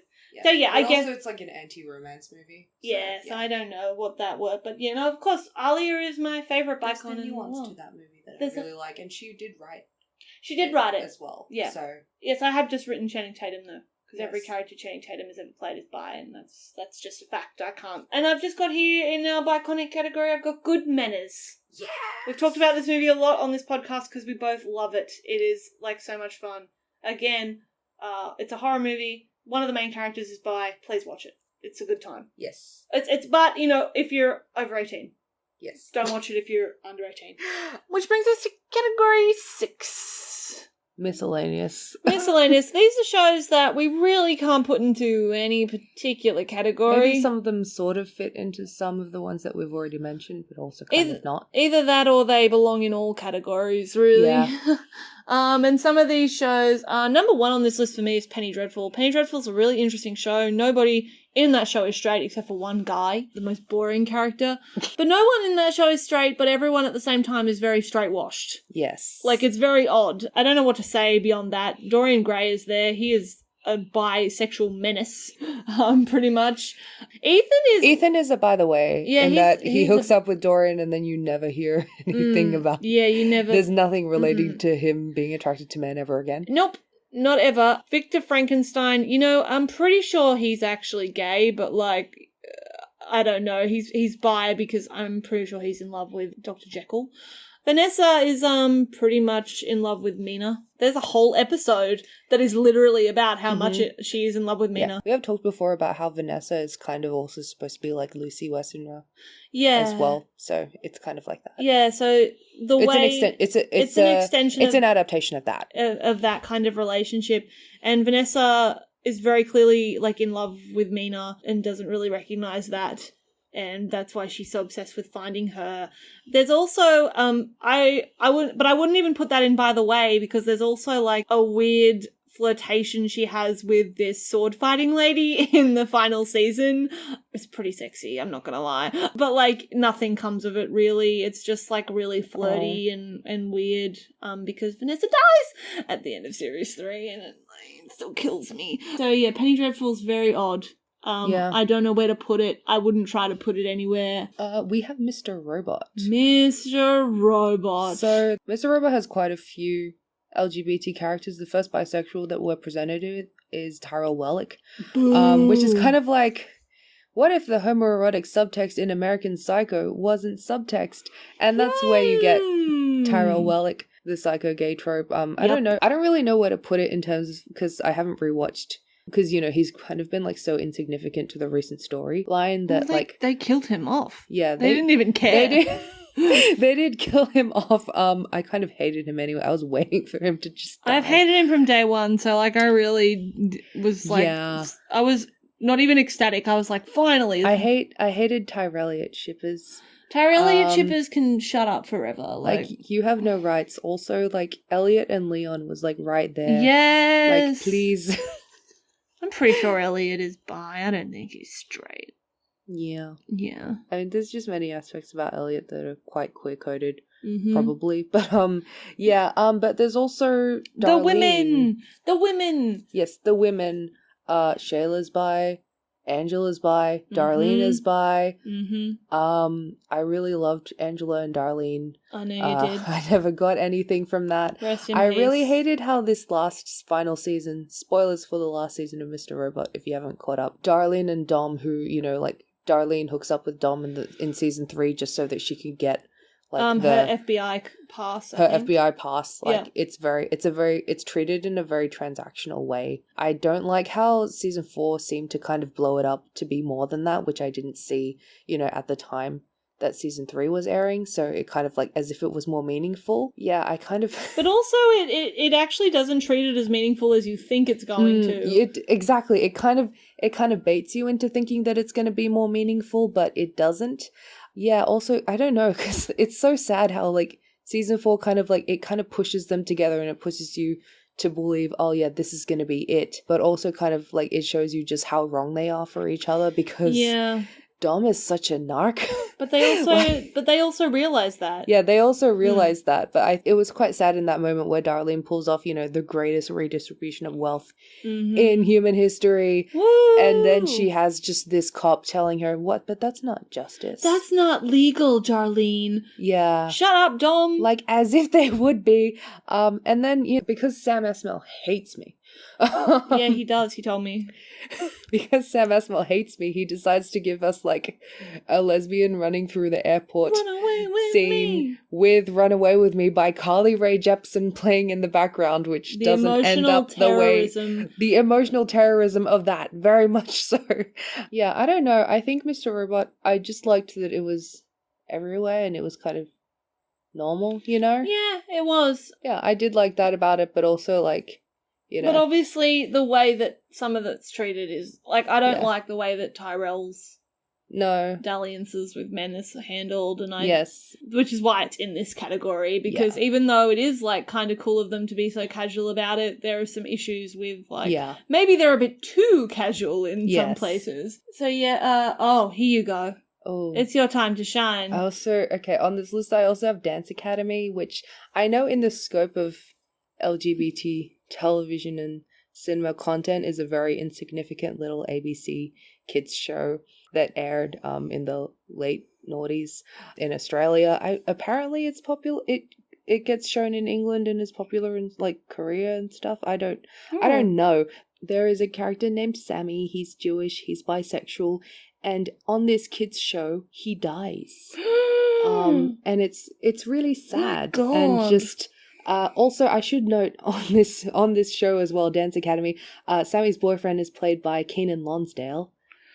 Icon of Love Simon fame. Of Love Simon, The Flash fame. And also Jordan Rodriguez is there. He's in The Fosters, and also unfortunately he's in Lady Bird as well. Who Saoirse Ronan is racist to in Lady Bird. Yeah, her brother. Sammy gets, like, a really nice arc. I think what's interesting, like, looking back at it, because obviously I was a kid when I watched this and I was kind of scarred just the way that they killed Sammy like that, because obviously, like, this is I'm a kid, I'm watching a kid's show, I'm not used to death as a concept. No. Very tragically gets hit by a car and dies. That's very sad. But yeah, the way that his bisexuality is handled, like, obviously they never say the word bisexual. I think obviously it kind of reflects just how young these characters are, because there is no community, so, like, they have no community to really access their kind and they probably don't have the vocab either. Because they don't have the community, they don't have the vocab, so it's treated in a very strange kind of way. That was a show that was made that has that has had a severe impact on me. There you go. We've already mentioned Crashing in relation to Fleabag and Phoebe Waller-Bridge, but there's also a bisexual plotline in Crashing that doesn't involve Phoebe at all. Deeply problematic. So it's between two men, and it's Fred and some white boy. It kind of reminds me, in, like, a less violent way, sex education of Eric and Adam. So basically there's this character who latches on, it's white guy, he latches on to this South Asian guy who meets at a party. Named Fred, who they live in the same hospital building. Same building. Fred is very openly gay. The white guy clearly, like, you can tell, like, from the very, like, start, like, he really likes Fred, like, as more than just a friend. But he obviously hasn't considered that he's attracted to men, like, before this, and it's an interesting character because, like, you can see that struggle that he doesn't want to admit it, like, he's very scared to admit it, which I think that is actually represented quite well, but like, the way they go about how he treats Fred is really, like, he sort of lashes out at him, like, he, like, gets angry, like, for making him even question this about himself. Yeah, like, which is just a bit sad. It's a bit sad. I mean, it is quite cute by the end of this season, but it's not like we're getting any more of the show. So, yeah. But yeah, I think the reason it's in the miscellaneous for me is because it really does do that internalized biphobia thing quite well. That one element where he's often lashing out at Fred, which is like, but no, crashing is interesting, and obviously we've already mentioned the Phoebe aspect of that as well. It's like, God. Why women kill? Let's move on from that. I love Some Girls. We love Some Girls. We've talked about Some Girls before on this podcast. We talked about how Saz and Viva were gay. Yeah. But in Some Girls, there is a plotline where Saz reckons she's into women. Yeah, reckons that she may be into women because she receives an anonymous love letter from a girl, and she tries to, I guess the episode is her exploring that about herself. Yeah. Which is quite sweet. And I actually like that that's something you see in a kid's, well, not a kid's show, but a show aimed at teens. Yeah. I think it's handled quite well, but it is a bit by the way in the sense that it happens in that one episode and then we don't really know what happened afterwards. Yeah, other than all the subtext with her and Viva. Yeah, so maybe that's the point. Maybe it's that it's not conclusive and that maybe it'll come up later. Yeah, it's totally okay to not have this shit figured out in your teens. Yeah, and I think maybe that's the point of that episode. But I think it's really nice because she pops up in Doctor Who as, like, Bill's best friend. And I was like, oh, it's Saz! Like, in my head I was like, that can be Saz. It's still Saz. Yes. What else have we got? Oh, I want to briefly talk about Euphoria. Euphoria is a strangely violent, I don't know how to even describe it, show. It's got Zendaya and Hunter Schafer as the two main characters. They are two women in love. Zendaya plays a character who has mentioned she's been in relationships with boys, but she's also in love with Hunter Schafer, who is a girl. Hunter Schafer's character is also into boys as well as girls. Like, everyone is sort of, like, into boys and girls on this show. They're all teens. But Euphoria has similar issues. It's weird in that it's very much a show for adults, and it's produced by Drake of all people. And it's about teens. Yes. And I have a real issue with the way that they are so hypersexualized in these movies. Like, I really wasn't expecting, when I saw the ads for this show, I wasn't expecting it to be so graphic. Like, I really, like, in the opening monologue, you see, like, a girl who is meant to be 16 having sex with this 40-something-year-old man, and it's, like, really jarring. Like, I was really, there are scenes that I would legitimately fast forward through because I just couldn't sit and watch them. But I do think it's actually quite interesting. You do have characters sitting down and actually talking about this and talking how, like, you know, they are attracted to women and men and they don't care. And I do think that's I sent you a clip of Hunter Schafer's character Jules talking about how her gender and how she wants to kill her gender. Yeah, and kill her gender. So there are elements like that of the show that are really, like, thoughtful, like, and very specific in the way that they're written, but I also just have issues with the way it portrays teens in general. I think maybe that's partially because I lived a very sheltered teenhood, and maybe seeing this is very, like, like, shocking for me because I never had any of that experience. But yeah, it's an interesting one. I don't know whether it's good or bad. It's just Speaking of Euphoria, we have the next one on the list is, I feel, the equivalent of Euphoria from when we were teens, which is Skins. For the naughties. Yeah. I only really watched the first generation. You do have Nicholas Holt's character, Tony, who is quite possibly bi. I don't know. I've only watched the first 2 episodes. It was just a very traumatizing time. Okay. I kind of look back at it, I'm like, this was very traumatizing, like, to watch this show as a whole. Not just Tony's storyline, but just everything about it. You have just put here Oprah and Martell. And I've said the show was respectful to the character's sexuality, but not much else. Pretty much. I've often said randomly to people that I will tell my grandchildren of Oprah and Martell. He is such an icon. Pedro is beautiful. Yep. I cry every time I rewatch the episode where he dies. It's Why horrible. would you rewatch it? I actually love season 4 of Game of Thrones. It's, like, very cathartic to watch. I think it's What an interesting way of saying that you have no rights. I know. I've told you I suck. What do you want? And I'm a dumbass. This is my mantra on this show. Like, I just like season 4. I love the Dinkles, alright? You know I love the Dinkles. Like, he's my fave. But Oprah and Martell, Bicon, love him. But in Game of Thrones, everything is ignored. Has a lot of, Game of Thrones has a lot of subtext that is deeply ignored. Or deeply homophobic, or biphobic, or transphobic. Yep. Shadowhunters. Or just the Mortal Instruments series in general. The Mortal Instruments series in general. We have Magnus Bane. We love Magnus Bane. Where Magnus Bane stands. As I've mentioned before, like, Magnus Bane was, like, the first Indonesian queer character that I ever came across in any media ever, and I, like, latched onto him. And for me, Magnus was the first character I ever, like, read in a book that used the word bisexual to describe himself. And the book also actually does cover, like, him actually dealing with a lot of biphobia, but also, like, I just love... Biphobia and homophobia. I just love Magnus. He is a bit problematic in the sense that he's a 1,000-plus-year-old man who is in love with a teenager, which is a dynamic I'm not a big fan of, as you know. Yeah, preferable how the adaptations age the characters up. Yes, all adaptations, whether you're talking about the Mortal Instruments film, Masterpiece, or that show, have aged them up so that it's not as jarring. There is Camille, the vampire lady who's the head of the vampires of New York. I love her, and I actually ship her and Magnus a lot in the books. But anyway, it's funny because we actually missed this scene when we saw The Lobster. Yeah, when we first went to go see The Lobster, we were running late because I accidentally took us in the wrong direction to find the cinema.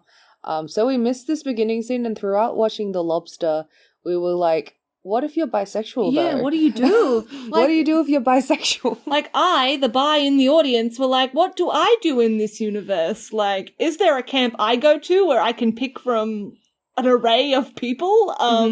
But no, later on... Yeah, then later on, when we saw it again, I realized in the very first scene...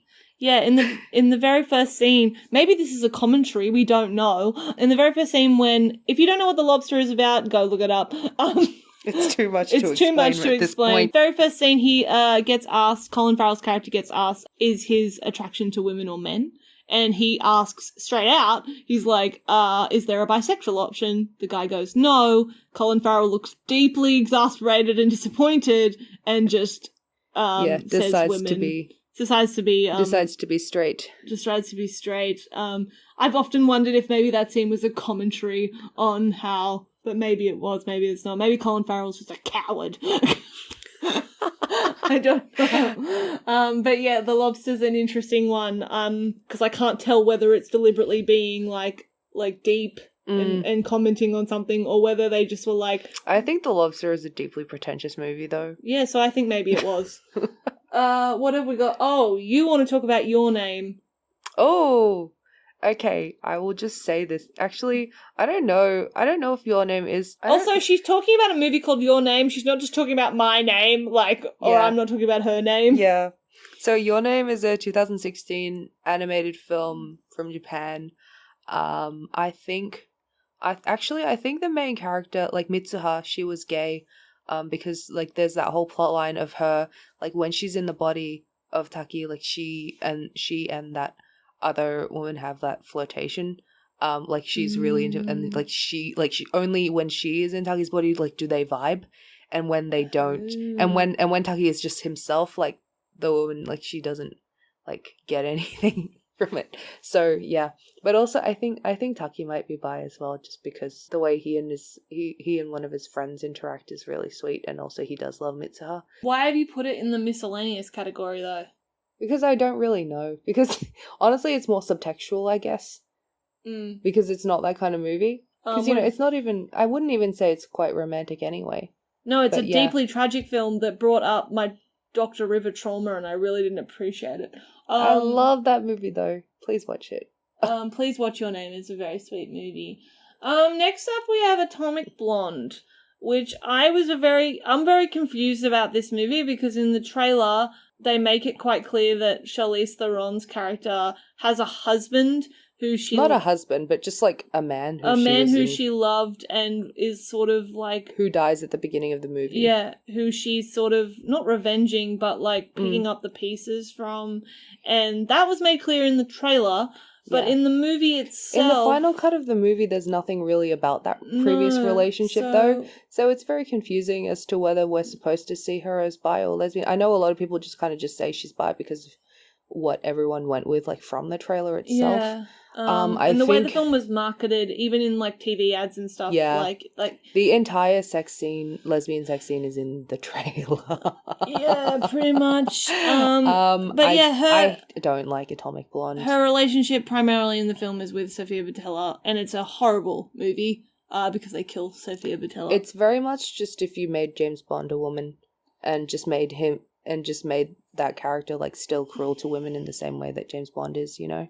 Yeah. It feels that way. It's in the miscellaneous category, though, because we don't actually know what the intention was, if she was meant to be bi. Apparently or a they're lesbian. making a sequel because Hollywood is the worst. So I don't know. Maybe these questions will be answered. Who knows? Maybe the second one might be better. You never know. Oh, The History Boys. The History Boys is a play which was also made into a 2006 movie by Alan Bennett, who is gay. I don't know. It's a deeply messed up story, but one thing that I do like about it is that one of the main characters, Dakin, played by Dominic Cooper, is bisexual, and he very much kind of just, even though there are other gay characters around him going through, you know, that whole like, oh, am I gay? Kind of like conflict in his mind, like he very much just settles on it quite confidently. And I like that about it. It doesn't really go anywhere. I do think like he and his best friend Scripps should have been in love, but the story doesn't actually explore that. But I really liked seeing just that confidence from Dakin, which is nice. I've still got to watch The History Boys. Yeah, you should. Moonlight and Pain and Glory, I want to talk kind of like together, because these films, they are primarily gay films because their protagonists are gay, but there is like it's got like the most tender and beautiful representations of bi men in a relationship with gay men where they're the exception to each other. It's really just lovely and like just the sweetest thing. And go read the Moonlight script. Go read the Moonlight and go watch script. Pain and Glory. Like it's so, they both do it like in a similar way, and I love it. Like it's so tender and just so. There's also The Seven Husbands of Evelyn Hugo, which actually I looked it up. It is being made into a series. It's a book at the moment. It's a book right now. It's a book right now about basically an old Hollywood film star named Evelyn Hugo who had 7 husbands, and she's kind of doing this tell-all at the end of her life about like all her marriages, and you know and she reveals that she was bisexual and in a relationship with a woman, and it actually is being made into a series. I don't know when it's coming out, but it's being executive produced by some of the people that worked on The L Word as well. Oh. So, yeah, stay tuned. Stay tuned. Watch this space. Lastly, I want to mention the most problematic bicon of all time, which is Aaron Williams, who is in 7 Days in Hell. I've mentioned 7 Days in Hell at least twice on this podcast because it is the greatest mockumentary of all time. Andy Samberg plays Aaron Williams, the adopted brother of Serena and Venus Williams, and he is bisexual from start to finish. I'm pretty sure he's in love with Kit Harington's character. Like, it's very much played for laughs, but also, like, I think his straight relationships are played for, like, his relationships with women are played for laughs as well. His whole persona like, is just played everything for laughs. is played for laughs. So it's kind of like, is it biphobic or is it just like they hate tennis? Is it It's like homophobia, but they've gone to such efforts to actually... You know how you hear people go like, oh, I'm not homophobic, I hate everybody. This is the only thing that legitimately does that. Like, it goes like, oh, we're not like biphobic, we genuinely don't care about anybody, which it doesn't. But also, as a result, it's so funny. They make something that is the funniest thing that's ever been made. Like, it's terrible to say, but sometimes homophobia is really funny. Occasionally, gays can have homophobia. Gays can have a little homophobia as a treat. Yeah. Yes. And that's really 7 Days in Hell. But it's like in very specific circumstances. Like, don't go excusing other don't. Random shit. But it's just 7 Days in Hell is probably like the only thing I would defend, you know? Actually, and as I've actually watched a lot of his other like mockumentaries that he's made, and I think 7 Days in Hell is the only one that gets away with it. All the others are like really properly except for maybe Tour de Pharmacy, which is just like really funny because cycling is also stupid. But anyway, so that's our categories. We have one last category. Oh, you thought we were done? You thought we were done? No, the final category is category 7, ladies and gentlemen. Let bygones be bygones. And this category is pretty much for the characters whose bisexuality is completely ignored. It's not even subtext, it's just not there. Often it will be like in a book, these characters are bisexual or subtextually bisexual, or in a comic, or just in the original source material they'll be bisexual, but when made into a movie or show it's completely ignored. The cases that we have are Valkyrie in Thor Ragnarok, which that's very publicly like been everywhere, that Tessa Thompson, who is bi herself, very much tried to get Valkyrie's bisexuality represented in that film, and it did not happen. Apparently that's going to change in Thor 4, but we have no idea. And also, I think if you're looking for representation, you shouldn't be looking towards Marvel. Look towards Marvel. I have a whole essay I wrote on homophobia and Marvel, and I highly doubt they're ever going to change their ways. Never Let Me Go, we've already mentioned in a previous episode. Next up is my girl, Harley Quinn. Pretty much consistently, whenever there's been an animation of her or in a video game, most things ignore that Poison Ivy is her girlfriend. Which is sad. Which is sad. I'm hoping Birds of Prey will change that. Yes. I don't know if it will. I honestly don't want to speculate because I don't want to get disappointed. Yep, even in Suicide Squad, Harley's bisexuality is ignored. I know Margot is a huge fan of the character though, so I'm hoping. I am actually hoping. There's also the film The Color Purple, which, there is like a queer black woman. Mm-hmm. But that's totally erased from her storyline in the movie. We've got like 3 Marvels coming up. We've got 3 superheroes coming up.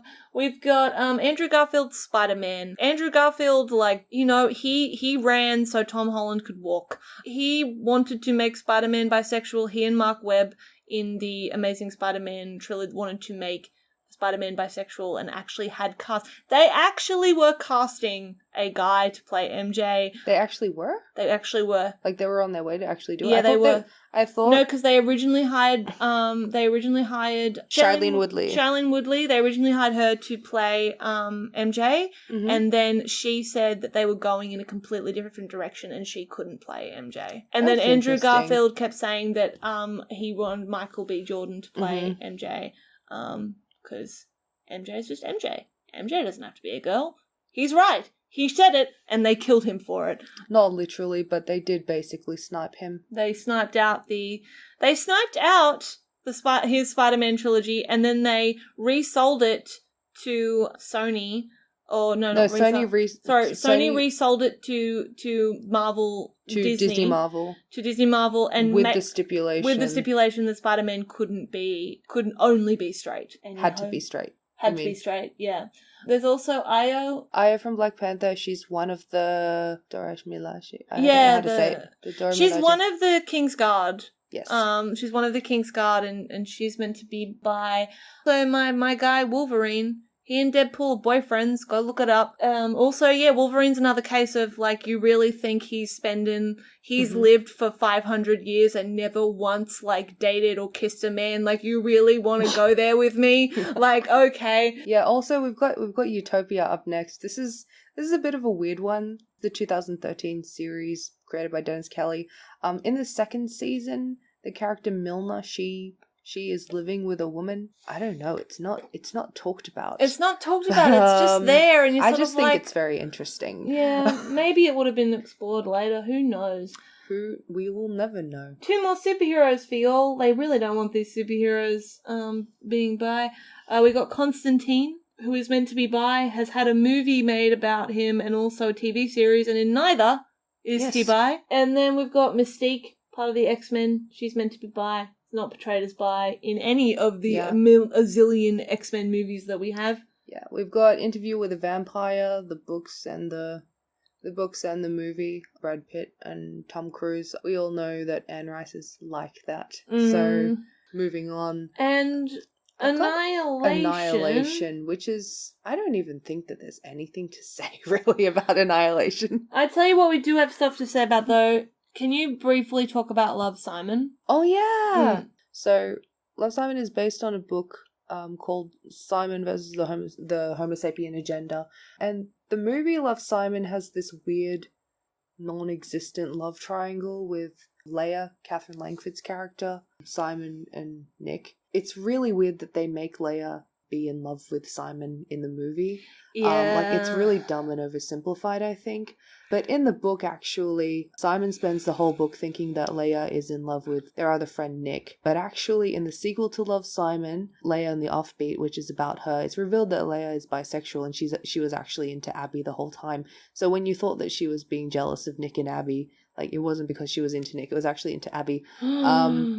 Apparently, the author told Alexandra Shipp and Catherine Langford this while they were working on the Love, Simon movie. Yeah. But the only scene you can kind of see I don't see it at all. I don't know. I kind of could see it, like, but not really because there's nothing about it. But like, there's a scene where Leah sees. Oh my god, I've forgotten the other girl's name. Sees Abby in a Wonder Woman costume. And is like, she has like a bi-panic kind of moment. But it's really a blink and you miss it kind of thing. It's not really something. I did miss it. Like, I didn't. You blinked. Yeah, I blinked. Yep, you blinked and it went. I think that is categorized. Oh my god, we did it. We did it. My concluding thought is that the big problem with bi-rep, like the main problem I'd say, is that 90% of it is not done out of a desire to like genuinely and respectfully represent the bi experience, but rather to just use bisexuality as a juvenile way to appease both like LGBT and non-LGBT audiences because of the fluidity of bisexuality. Makes it easy to moralize and also makes it throwing you a bone and calling it a feast, as you said. As I've said. Like, and it's often, I hate the way bisexuality is also used to like have identity crisis.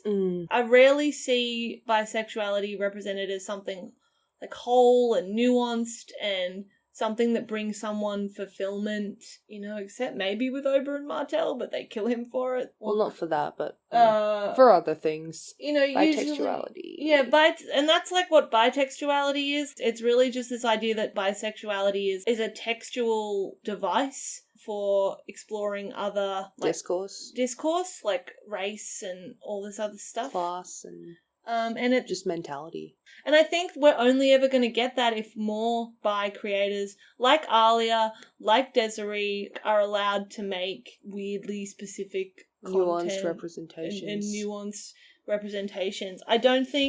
I actually don't think that you will ever be able to make like a bi character, like write a bi character that is like liked by everybody, because bisexuality is such a thing that everyone experiences differently. It's like anything. Yeah. I just wish that people could get on board with that a bit more and just be like, you know, get specific with things, not worry so much about appealing to everybody. But that won't happen because we live in a hellscape of capitalist society and everything has to appeal to everybody in order to maximize profit. But that's what I wish for it. I do like that we've got more visibility. I just wish that visibility was more thoughtful, because I think the lack of specificity with the visibility that we've got has like unearthed this very strange discourse where we're now this very strange culture of just people that aren't informed correctly. Yeah. Again, just about LGBT culture and about LGBT history. Yes. And I really dislike the idea, like, I've heard people say so many times, like, oh, at least make this character bi. It just encourages all these little biphobic, like, not microaggressions, but you know what I mean. Yeah. Like, these small things that become big things. And I would just love to see more bi people of colour in general. Yeah. That's my wish. Like, bisexuality is a sexuality. It's like, it's not a gender. Like, it would be great to see more like non-binary, like bisexual people. Yes. And trans bisexual people. Because, you know, they exist. They out here. Love you guys. Thanks for your service. I don't know. I want more, but I don't want it to be, I wish we could get away from that clinicalness and get away from this trying to make non-LGBT audiences feel cathartic and feel like, yes, queen. I just think that negative representation isn't representation. No. And stop aiming for neutral representation. You know, there's neutrality is there's no such not thing. going to help anyone. No, really. It doesn't help anyone. It just makes you feel like you're a weird spectacle. You know, I think that's what bothers me about those clinical is that it really is treating it like a spectacle and being like, oh, look at the bi person. Let's ask them about their existence. Hey, you see this bisexual in their natural habitat.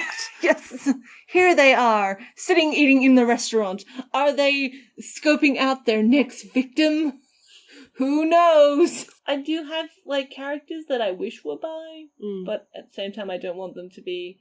For instance, in Stranger Things, I would love it if Steve came out as bi, but I don't want him to. The thing about Stranger Things is that even though I do have some queer interpretations of some of the characters, like, there aren't enough other characters around them to really, like, to really ship them with anyone in terms of, like, with Steve being bi, it's like, yeah, but what other boys are there? Oh my god. Like there's just Jonathan and Billy who are the worst. When I had this thought, I was like, okay, like, who would I like Steve to have as a boyfriend? And literally I was like, no one, he die alone. That's the best you can hope for in Hawkins. Oh no. Poor Will. My little baby gay boy.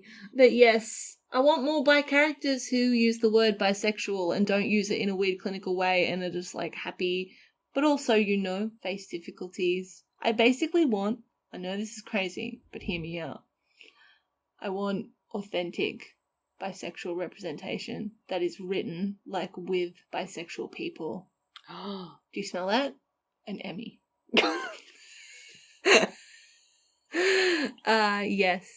Do you have any concluding thoughts, Durr-e Adan? Like, I've identified as a lesbian since I was 20, but, I think, like, when I was first kind of just realizing that I wasn't straight, like, bisexual was the first word that I latched onto. So this kind of stuff, like, it is important to me. Because I spent so long, kind of worrying about these things that we have been talking about. Solidarity from within the community is important, I think. Yeah, just also kindness and empathy. Yeah, kind of what? Like those things are good, I think. They are good. I like them. Controversial. Yeah, I think they're 10 out of 10. I personally would recommend kindness and empathy. Also, PSA, lesbians and bi women, like, we're friends. We're not enemies. Yeah. We're not, like, we have more in common with each other than with, like, us and, like, any other so stop group of people, stop pitting us against each other. You're scaring the hoes. I know. Yeah. It's so weird. Like, it's so weird, like, that so much, like, time is spent, like, arguing about, like, privileges, like, who is more privileged than the other, and I think it's stupid. Yeah. And, it doesn't matter if a bi woman and a lesbian are in a relationship. It doesn't matter the privilege, quote unquote, that the bi woman may have in a certain circumstance. That won't matter. Literally 2 women were murdered on a, like, bus not too long ago. Murdered? They were murdered, weren't they? Oh, they were bashed, sorry. Yeah. Sorry, yeah. They were hate crimed. 2 women were hate crimed on a bus. One of them was bi. That didn't matter. That didn't help in that situation. The whole discourse that's around who has the most privilege in any given... It's, like, useless. It's just stupid. Like, shut up and it's stupid. Please. Go make friends. Please go make friends and protect your friends. If you do feel like, that you don't like identifying as bisexual, maybe interrogate why that is. And do a little soul searching, do a little research, do a little education. And it's not because the word bisexual is, like, the wrong term. No. Like, language-wise. It's internalized biphobia, baby. Yeah. So just, again, like, it's your culture, so learn the history. Learn your history. All right, I think we're done. Yeah, so thank you for listening to GayV Club. Like, subscribe, rate, leave a nice review on wherever you listen to podcasts. You can find us on the socials. At GayV_Club. Yes. On Twitter and Instagram. The DMs are open on that if you have any questions or requests. We also have a YouTube for people that need closed captions. We sure do. Go watch something nice. I'm very excited. We're going to be seeing Birds of Prey soon, so I'm very excited. And go be kind. Go be empathetic to each other and have an excellent fortnight. Yes. See you. Bye. Bye.